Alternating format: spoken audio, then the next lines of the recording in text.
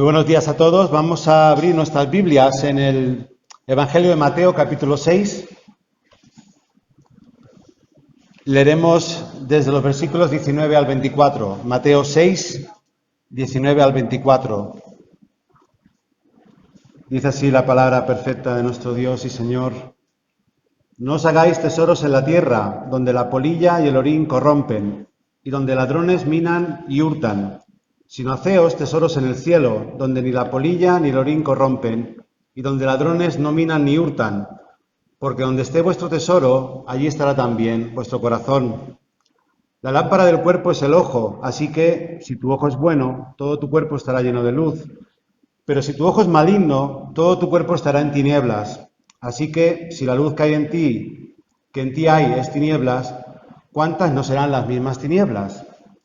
Ninguno puede servir a dos señores, porque o aborrecerá al uno y amará al otro, o estimará al uno y menospreciará al otro. No podéis servir a Dios y a las riquezas. Dios y Padre, cuán hermoso y cuán grande es este privilegio de podernos acercar a ti en todo momento y lugar, sabiendo que somos bien recibidos por aquel que es el Rey de Reyes, aquel que gobierna el universo y todas las cosas que hay en él.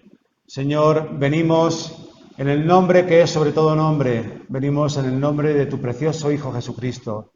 Señor, si fuera por nuestros méritos, si fuera por nuestra bondad, huiríamos, Padre, nos esconderíamos en el agujero más profundo que pudiéramos encontrar.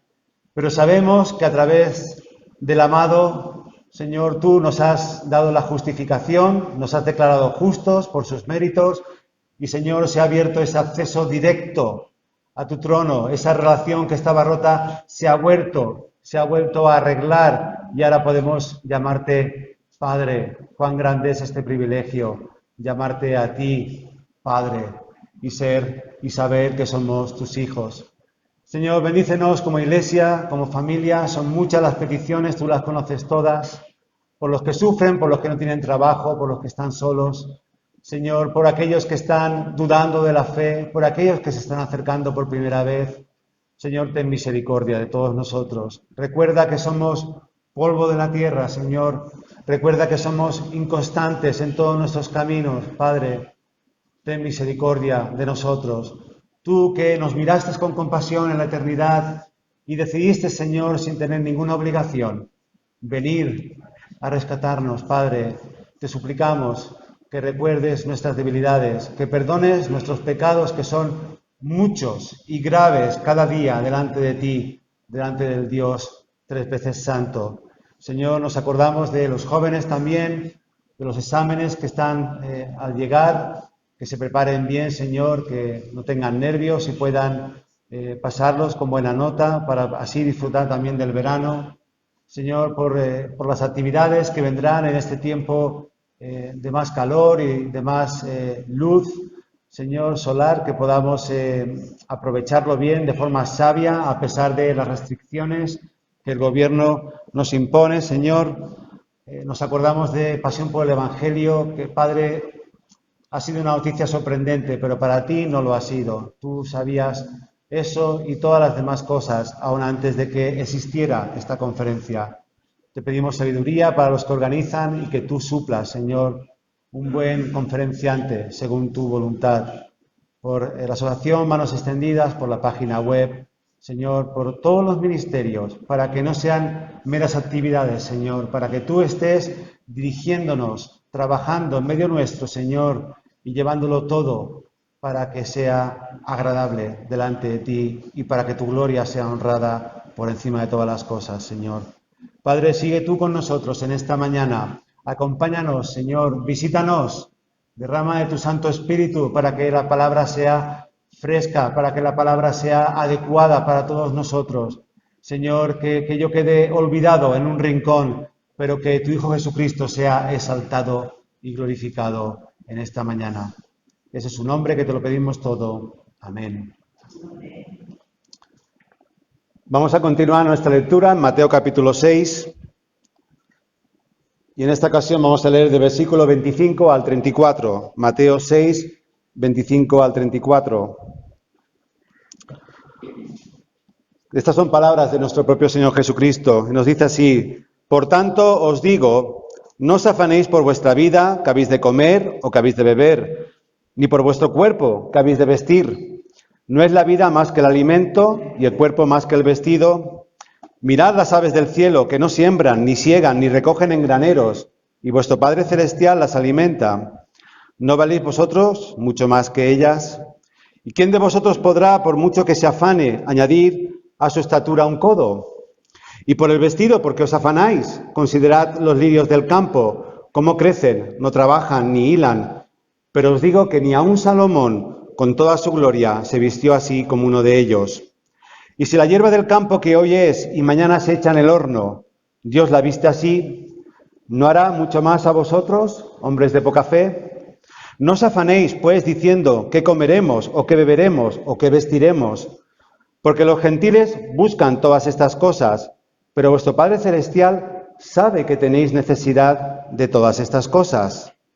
Mas buscad primeramente el reino de Dios y su justicia, y todas estas cosas os serán añadidas. Así que no os afanéis por el día de mañana, porque el día de mañana traerá su afán. Basta a cada día su propio mal. Fijaros que este versículo 25 empieza con esta frase tan pequeña que es por tanto, y a pesar de ser una frase pequeña tiene una gran importancia. Este por tanto es un conector, nos está conectando lo que se ha dicho antes con lo que se dice ahora, cumple la función de unir estas dos partes o diferentes partes de un texto. Y fijaros, como hemos leído al comenzar el culto, versículo 19 al 21, ¿qué nos estaba diciendo? Nos estaba diciendo que los tesoros temporales no pueden satisfacernos. Y no solo no pueden satisfacernos, sino que si los buscamos van a corromper nuestro corazón. Versículos 22 al 23 podríamos resumirlo en que una vez que nuestro corazón empieza a buscar o empieza a corromperse, mejor dicho, al final nuestros valores morales se van a volver mundanos, pecaminosos, se van a oscurecer. Finalmente, el versículo 24 nos advertía que no podemos tener un corazón dividido, porque si queremos poseer lo que este mundo ofrece y también queremos poseer lo que ofrece el cielo, si queremos tener un pie en cada parcela, dice el Señor Jesucristo que esto va a ser imposible y nos va a dañar, porque no se puede amar a dos señores. Por tanto, por el motivo y las razones mencionadas, por consiguiente, en consecuencia, a causa de lo que acabo de explicar, os digo, el Señor Jesucristo dice que nos va a decir algo. ¿Qué es lo que nos está diciendo? Básicamente nos está diciendo que no continuemos poniendo nuestro corazón en las cosas terrenales, en aquello que es temporal, como es la comida, la bebida, el vestido, nuestro propio cuerpo, porque todo esto es algo secundario. Y si ponemos nuestra atención en estas cosas, llevaremos una vida sin gozo y sin paz. Lo que me gustaría hacer esta mañana con la ayuda del Señor es ver 4 aspectos de este día a día. Entonces, en primer lugar, veremos cómo no debemos vivir el día a día, la forma en la que no debemos enfocar nuestra vida. En segundo lugar, estaremos meditando en cómo sí debemos vivir el día a día, la forma correcta de enfocar nuestra vida. En tercer lugar, estaremos también meditando en cuál es la clave para vivir este día a día, para vivir la vida que Dios nos da. Y en último lugar, en cuarto lugar, estaremos meditando en cómo vivió el Señor Jesucristo el día a día, cómo vivió su vida. Así pues, versículos 25 al 31, cómo no debemos vivir nuestro día a día. Tenemos que empezar diciendo que el problema aquí no es pensar o plantear con antelación lo que vamos a hacer o necesitar mañana. El problema es cuando nos afanamos por estas cosas. La palabra que aquí se nos traduce en la Reina Valera como afanarse significa tener ansiedad, estar preocupados en exceso. Literalmente significa estar dividido. Y todos nosotros recordamos qué ocurre con aquella casa que está dividida contra sí misma. No podrá resistir por mucho tiempo y su ruina será grande. Y en realidad, si lo analizamos detenidamente, nos daremos cuenta que este estado permanente de inquietud, de ansiedad, de preocupación, de ánimo inconstante, es absurdo, es algo totalmente absurdo. ¿Y por qué decimos esto? Por una razón elemental, porque el mañana no nos pertenece, porque el mañana no está en nuestras manos. El mañana realmente aún no ha ocurrido, el futuro está en el futuro y tampoco ni siquiera sabemos si llegaremos a ese futuro. El Señor puede venir en cualquier momento y pedir nuestra alma. Por lo tanto, preocuparnos de forma afanosa, en exceso, por el día de mañana es completamente equivocado, es algo realmente absurdo y, como digo, está fuera de nuestro control. ¿Por qué entonces agobiarnos por algo que no podemos controlar de ninguna manera? Si enfocamos las cosas así, el futuro se convierte en sí mismo en un tirano. Se convierte en un tirano que nos va a dictar lo que hay que hacer mañana. Si no tenemos la actitud adecuada, tendremos un gran problema, porque la tiranía del mañana vendrá con exigencias, con demandas que serán irrazonables, pero nos las va a exigir y nos va a quitar, como decíamos, la paz y el gozo que tan preciosos son para nuestro corazón. Y empezaremos a plantearnos preguntas que no son sanas. ¿Y si mañana me quedo sin trabajo? Pues ¿cómo voy a pagar la hipoteca? ¿Voy a perder la casa? ¿Y si mañana mi hijo tiene un accidente y no podemos pagar los gastos médicos y no sana bien? ¿Y si mañana? ¿Y si esto? ¿Y si lo otro? ¿Y si? ¿Y si? ¿Y si? Y al final estamos en una rueda viciosa de la cual no salimos. ¿Y si viene una enfermedad de la cual no me puedo curar? Y la lista es interminable. Además, hermanos, amigos, afanarnos por el mañana es vivir una mentira.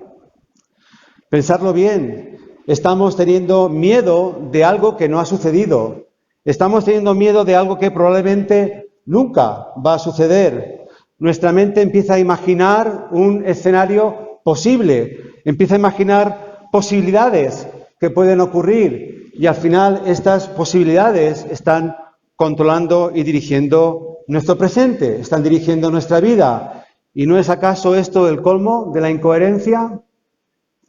Imaginaros un hombre que vierais por la calle todos los días y un día llevara una venda en la cabeza, al día siguiente una venda en las manos, al otro una venda en las rodillas, y un día tuvierais y le dijerais, bueno, ¿qué te ha pasado? Veo que llevas una venda en la mano hoy. Ah, pues no me ha pasado nada. La llevo pues por si acaso me corto o por si acaso me hago daño, pues ya tengo una venda puesta en la mano. Y pensaríamos, qué incoherente. No se ha herido la mano y ya se ha puesto una venda, se ha puesto unos productos para curarse una herida que no tiene. De igual manera, seríamos nosotros unos necios si dejáramos que este mañana, con su tiranía, con sus demandas y exigencias, controlara el hoy. El mañana, que aún no lo tenemos, controlara lo que sí tenemos, que es el día a día. Pero fijaros bien que el mañana no tiene por qué ser un tirano. El futuro no tiene por qué meter miedo en nuestro cuerpo de tal manera que no vivamos una vida plena en nuestro día a día. ¿Por qué digo esto? Porque el mañana ha sido conquistado por nuestro Señor Jesucristo. Porque el futuro ya está escrito y es un futuro glorioso, el futuro que nos espera como hijos e hijas de Dios. Está lleno de gloria, de hermosura y de belleza. Fijaros que hay un pasaje paralelo en el Evangelio de Lucas a este pasaje de las bienaventuranzas que estamos tratando en esta mañana. Y en Lucas capítulo 12, en este pasaje paralelo, es muy curioso porque justo después del versículo donde el Señor Jesús nos recuerda que busquemos en primer lugar el reino de Dios y su justicia, añade un versículo más que no está aquí en Mateo. Y el versículo, si lo recordáis, dice: No temáis, manada pequeña, porque a vuestro Padre os ha placido daros el reino. El Señor ha conquistado este reino y nos lo ha entregado. Reinaremos con Él, seremos reyes y profetas y sacerdotes, ministrando las cosas de Dios por toda la eternidad en un futuro glorioso. Y cristiano, quiero que recuerdes esto: nada ni nadie puede arrebatarte esta herencia, ni siquiera, como veíamos en semanas pasadas, toda la furia desatada de lo más profundo del infierno, estas puertas que nos hablan de la guerra ya inminente abriéndose en contra nuestro. Ni siquiera esto podrá prevalecer en contra de la esposa del Cordero, de nosotros, que somos la Iglesia, la esposa de Cristo. Al Rey le ha placido darnos y compartir el reino con nosotros, y nada ni nadie podrá alterar, ni cambiar, ni perjudicar en ninguna manera los designios y los decretos del Dios Todopoderoso, aquel que creó los cielos y la tierra con el poder de su sola palabra. Por lo tanto, esa es la manera en la cual no debemos vivir nuestro día a día. Pero versículos 25 al 31 también nos recuerdan la forma correcta, cómo sí debemos vivir nuestro día a día. Ahora bien, todo lo dicho hasta ahora, queremos que quede claro, no es una invitación a ser perezosos o descuidados, ni mucho menos, a todo lo contrario.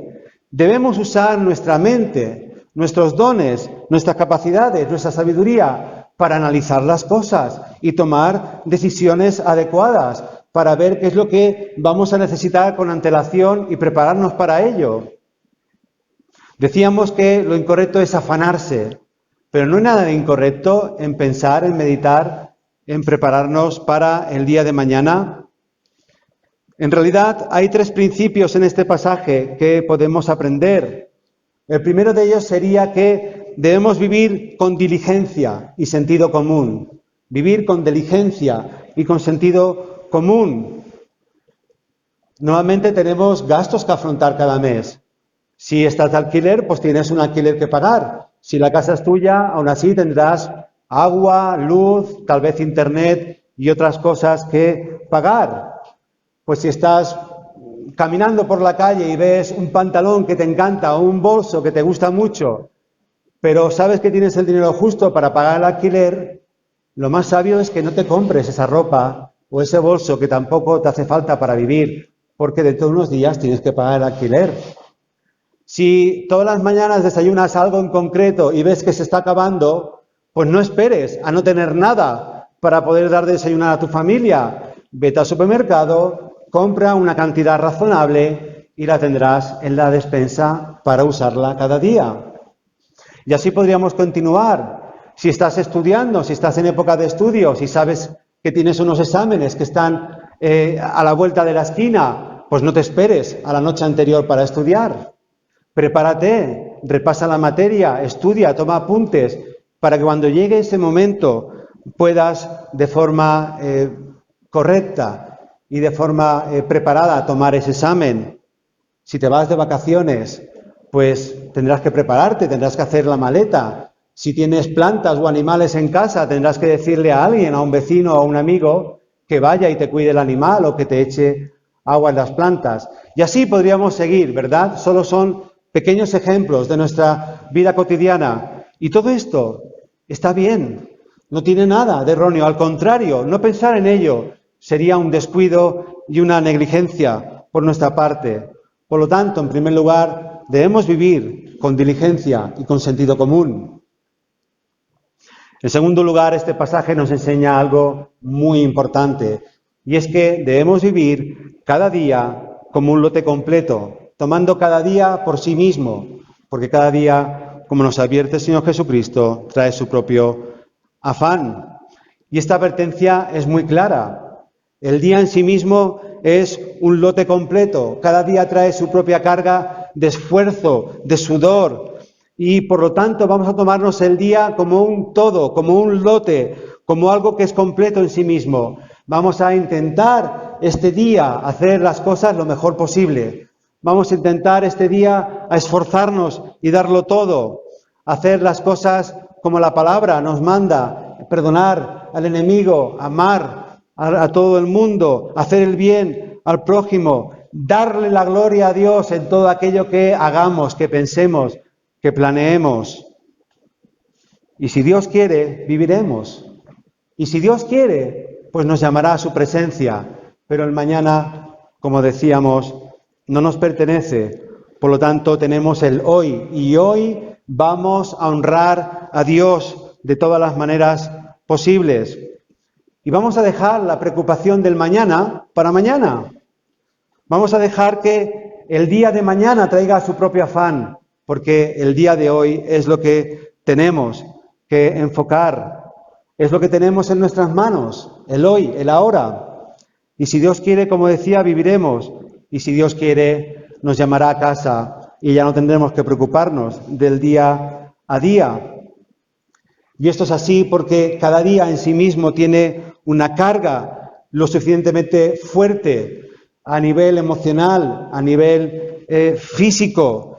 Estamos, como nos dice también la palabra, en un valle de sombras, de muerte, en un valle que es duro, en un terreno hostil que es un desierto. Aún estamos peregrinando, como hizo Israel, camino a nuestra casa. Aún no hemos entrado en la Canaán celestial y eso implica lágrimas, y implica sudor, implica esfuerzo.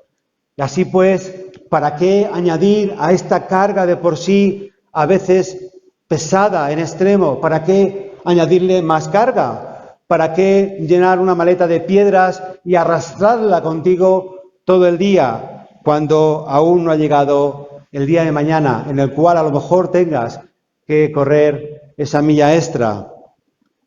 Cada día trae su propio afán y cada día debería ser considerado, examinado y vivido a la luz de estas verdades. En tercer lugar, también aprendemos en este segundo punto que debemos vivir confiando en el amor del Señor y el cuidado que tiene por nosotros. Aquí nuestro Señor Jesucristo nos compara con varias cosas y si os fijáis hay un crescendo, hay una graduación, empieza con cosas pequeñas y va hacia lo grande, va desde lo que es pequeño hacia lo que es de más valor. En primer lugar nos habla de los pajaritos del campo, estos pequeños animales que dice que no siembran, ni siegan, ni recogen en graneros. Sin embargo, dice que Dios cuida de ellos y les da el alimento que necesitan. En segundo lugar, nos recuerda que no podemos hacer absolutamente nada para añadir unos centímetros a nuestra altura. ¿Y acaso no es la vida que Dios nos ha dado mucho más grande que nuestro propio cuerpo? Y en tercer lugar, nos pone como ejemplo esta asombrosa belleza que tienen flores, como pueden ser los lirios del campo. Y nos dice que ni siquiera el rey Salomón, con toda su riqueza, con todo su esplendor, pudo igualarse a una de estas más humildes hierbas del campo, que hoy las vemos en toda su belleza y esplendor, pero mañana se secan y son cortadas y sirven como combustible para calentar los hogares de las familias más humildes. Y nos está diciendo, entonces, ¿por qué nos afanamos? ¿No valemos nosotros mucho más que las flores del campo? ¿No valemos nosotros mucho más que los pajarillos que nos rodean? Por supuesto que sí. Recordar que nosotros estamos creados a imagen y semejanza de Dios. Nosotros llevamos la imagen de Dios en nosotros, lo representamos, aún incluso estando caídos, aún siendo una raza que ha desobedecido a Dios y hemos caído de esa posición en la que nos encontrábamos, aunque esa imagen está distorsionada, aún representamos a Dios, aún tenemos la imagen de Dios en nosotros. Y no solo tenemos esta imagen de Dios en nosotros, que no existe ni en las flores, ni en los animales, ni en nada que nos rodea, y sí que sin embargo es cuidado por nuestro Dios. Además, ¿acaso no nos ha entregado Dios a su Hijo Jesucristo? No nos ha dado lo más grande que tenía, lo mayor, no había nada de más precio, nada más valioso, nada más glorioso que su Hijo, Jesucristo. Dios como Dios, misma carne, misma esencia, Dios Padre, Dios Hijo, Dios Espíritu Santo, un solo Dios en tres personas. Y este Dios se humilló y se encarnó y vino a rescatarnos, vino a vivir entre nosotros. Y si Dios nos ha dado ya lo más grande, ¿acaso no nos dará lo más pequeño? ¿No nos dará lo que necesitamos para el día a día? ¿No nos dará las cosas que son todas, absolutamente todas, en comparación menores? Pensar, por ejemplo, en una persona que supiera que necesitáis un trasplante de pulmón.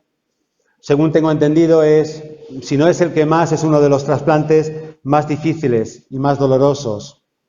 Imaginar que esta persona, un buen amigo vuestro, supiera que tenéis necesidad de un pulmón para vivir y él decidiera daros uno de sus dos pulmones y pasar por todas esas pruebas, por esa operación, por esa recuperación, por todos esos sinsabores y problemas que realmente pues no tenía ninguna obligación. Pero si él quisiera hacer todo esto y daros un pulmón, estaríais muy agradecidos, sin duda alguna, a este amigo. Pero imaginad que después de hacer todo esto, este amigo un día fuerais a su casa a pedirle una barra de pan, porque no tenéis a lo mejor para comer ese día, o un kilo, una bolsa de arroz para dar de comer a vuestra familia. Y ahora imaginad que os dijera, no os voy a dar, no te voy a dar nada. Pero no es porque no tenga, es porque no quiero. Y no lo entenderíais, ¿verdad? Yo no lo entendería. O sea, esta persona os quiere tanto que ha dado un pulmón de su propio cuerpo para que pudieras vivir. Os ha dado algo enorme, algo grande, algo extremadamente valioso. Y ahora vas y le pides un poco de pan o un poco de arroz. ¿No te lo va a conceder?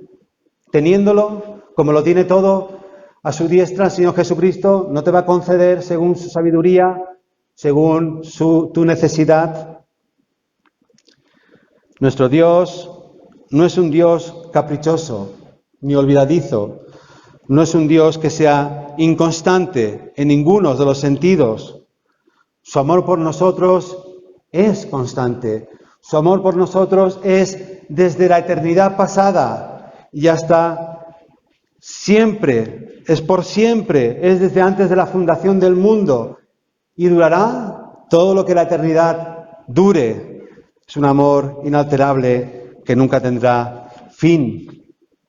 Por lo tanto, esta sí es la manera adecuada en la cual debemos vivir nuestro día a día y plantear nuestra vida. En tercer lugar, versículos 32 al 33 nos recuerdan cuál es la clave para vivir este día a día. Y nos dice que pongamos el reino de Dios y su justicia en primer lugar.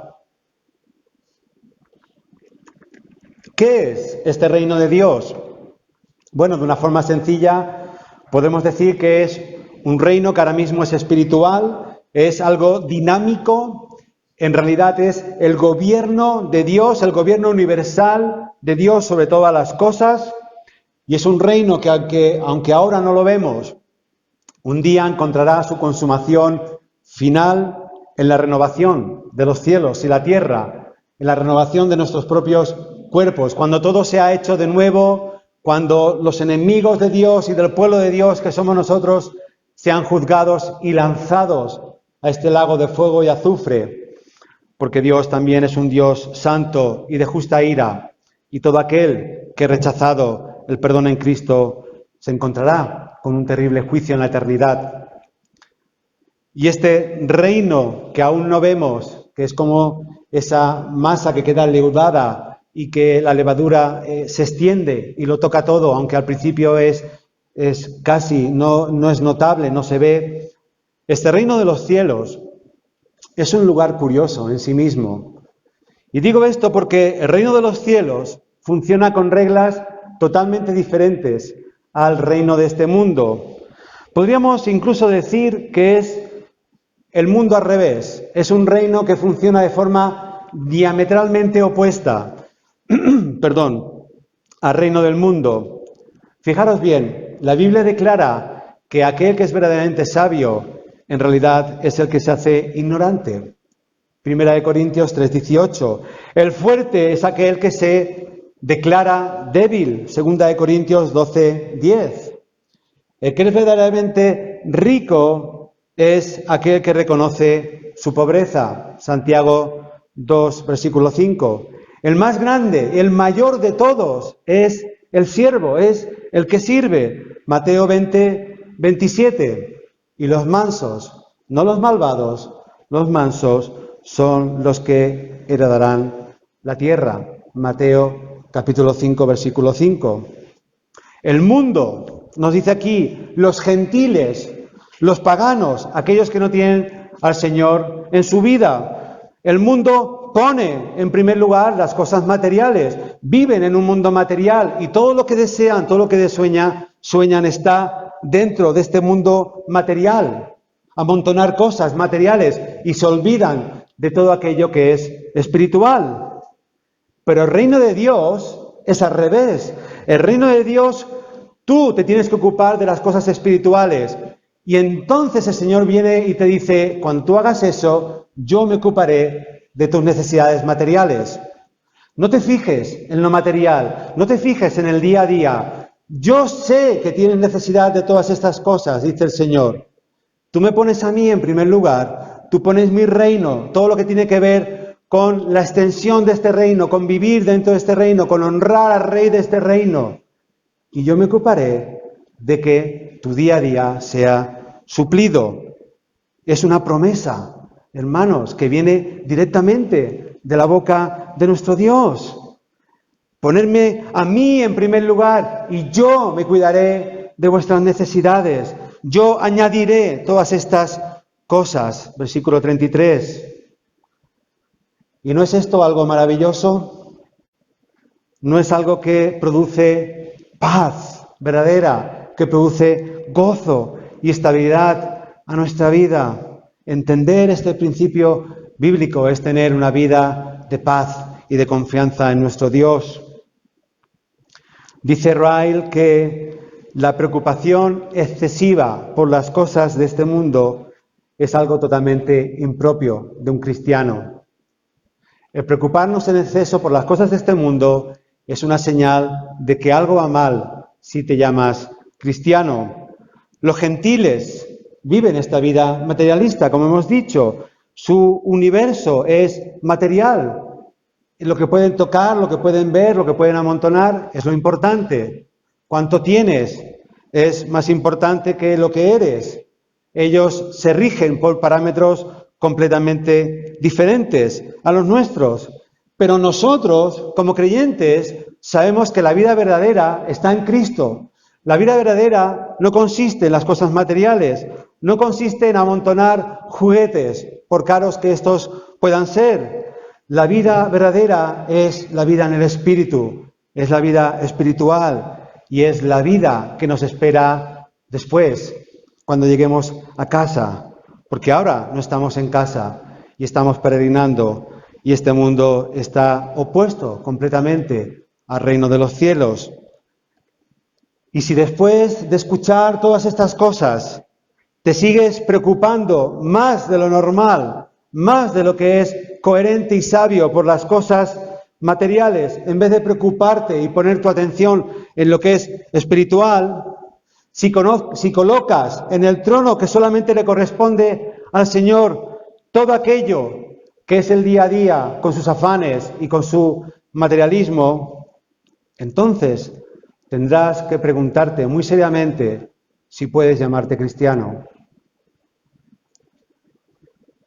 Nosotros tenemos un Padre Celestial, 2 veces nos lo recuerda en este pasaje. Nosotros tenemos un Padre en los cielos, un Padre Celestial que nos cuida. El mundo no puede llamar Padre a Dios, solo el creyente puede decir Abba, puede llamar a su Padre de esta forma tan cariñosa como los niños de Israel llamaban y seguramente siguen llamando a sus progenitores. Pero nosotros sí podemos llamar Abba, podemos llamar Padre al Dios de los cielos y de la tierra.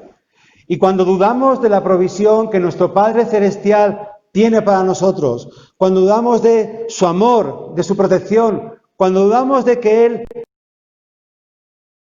Por lo tanto, como orábamos también antes, ni siquiera un pelo de nuestra cabeza puede caer al suelo sin su permiso, nos llama hombres y mujeres de poca fe.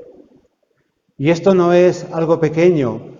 También comentando este pasaje, Spurgeon dice: tener poca fe no es una falta pequeña, ya que agravia grandemente al Señor y aflige a la mente ansiosa. Pensar que el Señor, que viste a los lirios, dejará a sus propios hijos desnudos es vergonzoso. De nuevo, el argumento de lo menor hacia lo mayor. El Señor viste con esplendor a algo que es hierba. ¿No te ha de vestir a ti cuando lo necesites? El Señor da de comer a simples pajarillos.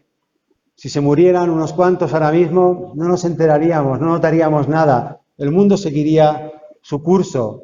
A lo mejor ni nos daríamos cuenta, a no ser que estén justo delante de nuestra ventana y lo veamos cada día. Pero el Señor sí los ve. El Señor provee para ellos.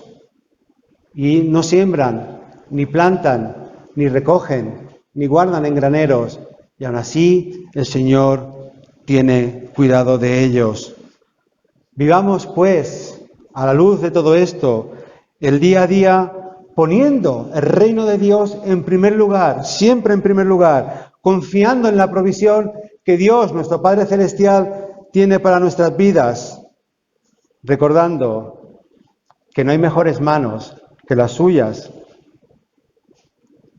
Y esa es la clave para vivir el día a día. Y en último lugar, en cuarto lugar, vamos a estar meditando en cómo vivió el Señor Jesucristo su día a día. Hemos de decir que el Señor Jesucristo vivió plenamente de acuerdo a estos mismos principios que nos nombra aquí, que cada día trae su propio afán. Y esto es algo que tiene una aplicación e implicación también muy importante para nosotros hoy, en este día. Debéis saber algo muy curioso, y es que durante la época medieval, los cuadros, cuando se pintaba al Señor Jesucristo, se le solía retratar como un bebé o como un niño pequeño, pero con las facciones de una persona madura, como si fuera un hombre viejo, pero en un cuerpo pequeñito. Y esto lo hacían porque existía y existe este concepto erróneo de que el Señor Jesús nació siendo omnisciente, sabiéndolo todo, y por eso lo pintan con unos ojos enormes, recién nacido, y casi levantando la mano como para dar una orden o bendecir a sus padres. Incluso fijaros que hay un caso muy famoso de un cuadro, bueno, más bien es un temple, es un panel en óleo y oro que se llama la Madonna de Crévole, donde el niño Jesús es pintado con una calvicie. Y es un niño, pero detrás de todo esto está esta idea, este concepto de que el Señor Jesús nació, pero no como un niño normal, porque siendo divino, Él lo sabía todo, era omnisciente y no pasó por las etapas normales de la niñez. Pero hermanos, esto es un grave error. Esto va en contra de lo que nos declaran las Escrituras. Hebreos capítulo 4, 14 al 16 y otros pasajes nos dicen de forma clara que Jesucristo fue igual en todo a nosotros, en todo, menos en el pecado. Él nunca pecó y nunca pecará. Fue perfecto y es perfecto en todos sus caminos. Pero Él fue igual a todo como nosotros. Él nos dice las Escrituras en capítulo 2 de Lucas que este niño crecía y se fortalecía, que crecía, lo dice 2 veces, en sabiduría y estatura, versículos 40 y 52. Lucas capítulo 2. Jesucristo pasó por todas las etapas de desarrollo humano. Fue un bebé, luego fue un niño, luego fue un adolescente y luego fue un hombre adulto. Es un tema que hemos hablado en otras ocasiones, pero por no extendernos, él como bebé lloró cuando tuvo hambre y tuvo sus necesidades, igual que cualquier otro bebé. Y no nació con los ojos diáfanos y claros, consciente de todos los secretos y moléculas del universo. Él se desarrolló poco a poco y de forma gradual él aprendió que él era Dios mismo en persona. Él fue consciente de su divinidad de forma progresiva. Él fue creciendo y fue conociendo, fue aprendiendo. Si hubiera sido de otra manera, si hubiera sabido todo desde el principio y se hubiera enfocado en el futuro, en el mañana, en esa misión que le encargó el Padre, que era ir a una cruz sangrienta y morir clavado en esta cruz, entregado por todos nosotros, siendo hecho pecado, como también se nos ha recordado esta mañana, sufriendo en su propia carne toda la maldad, toda la suciedad de su pueblo, de todos aquellos que habrían de creer en él, hubiera sido intolerable. No hubiera podido vivir, hubiera flaqueado en esa intensidad, en ese sufrimiento que hubiera sido demasiado intenso. El Señor Jesucristo vivió bajo las propias reglas y normas que Él nos dio en este Sermón del Monte. Él vivió el día a día bajo la voluntad del Padre y dejó el mañana y sus afanes también en las manos del Padre. Fijaros que no fue hasta la noche anterior a ser entregado, que nos dicen las Escrituras que Él sudó gotas enormes, como gotas de sangre. Lucas también, capítulo 22, versículo 44, nos declara que estaba en agonía. Entonces sí, la noche antes de ser entregado, estando la crucifixión con todo lo que implicaba tan cercana, Él estaba en agonía, pero como hombre perfecto que fue, vivió el día a día, dejando el mañana para el mañana. Fue perfecto en todos sus caminos, vivió en dependencia al Padre como deberíamos de vivir todos nosotros. Enfrentó los afanes y las cargas propias de cada día de una en una, sin adelantarse ni atrasarse. Y de esta forma pudo llegar a esa cruz donde Él venció a Satanás, venció al enemigo de nuestras almas y recuperó ese reino que había sido usurpado por la serpiente antigua. La paradoja aquí en todo esto es que al Señor Jesucristo no le hacíamos ninguna falta. Él no tenía ninguna necesidad de venir y encarnarse como uno de los nuestros. La segunda persona de la Trinidad estaba durante toda la eternidad en la más absoluta perfección, gloria, belleza, honra y poder, con toda la creación a sus pies, con todos los ángeles, adorándole, en una perfecta armonía entre el Padre y el Espíritu Santo. Dios no es un Dios que estuviera solo, no tenía ninguna necesidad de crear y no tenía ninguna necesidad de comprar, de rescatar a precio de su propia sangre un pueblo, pero lo hizo.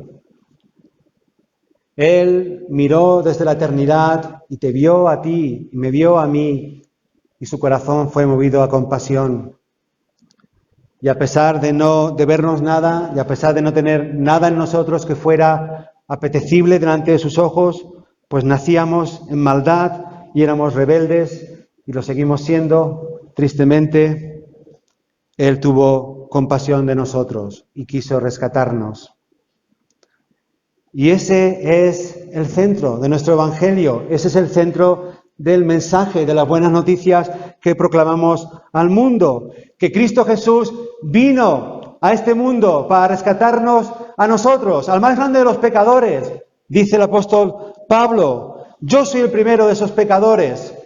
Y Cristo Jesús vino porque no hay pecador demasiado grande para que pueda ser salvado y rescatado. por su sangre preciosa.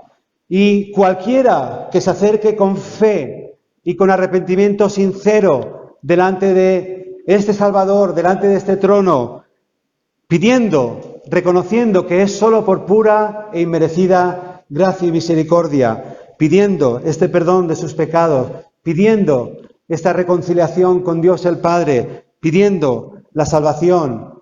La promesa de Dios es que recibirás gracia, recibirás perdón y recibirás el regalo de la vida eterna. Y entonces aprenderás a vivir cada día, el día a día, bajo el cuidado y la protección de tu Padre Celestial. Quiera Dios que todos nosotros vivamos de esta manera, dándole toda la gloria a Dios hasta el día que lleguemos a casa. Amén. Y a aquel que es poderoso para guardaros sin caída y presentaros sin mancha delante de su gloria con gran alegría, al único y sabio Dios, nuestro Salvador, sea gloria y majestad, imperio y potencia, ahora y por todos los siglos. Amén. Amén.